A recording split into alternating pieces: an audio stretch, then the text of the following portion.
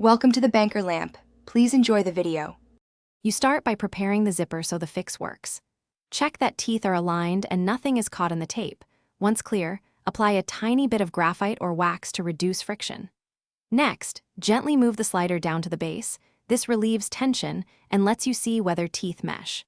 If the slider won't move, use a flat screwdriver to nudge the stops outward and pliers for a controlled grip. This first movement is critical to know whether the slider or teeth are the problem. Once you've freed the slider and lubricated the track, focus on teeth engagement. Slowly pull the slider down to the problem area while watching teeth meet.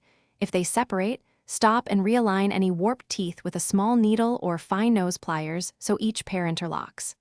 Next, lightly compress the back of the slider with pliers in small increments to tighten its grip. Test after each squeeze. If the slider is visibly rounded or the fabric still gaps, swap in a matching replacement slider and retest the zipper movement. Now finalize the repair so your zipper stays reliable. After the slider seats teeth properly, crimp or replace the top and bottom stops using pliers or stitch a durable thread stop so the slider can't run off. Run the zipper up and down several times to fully seat the teeth and smooth the lubricant. If the gap returns, you likely need a new slider, or, if teeth are missing or deformed, a teeth repair or full zipper replacement. Try a replacement slider first, as the Thanks for watching. If this was helpful, leave a like and consider subscribing. See you next time.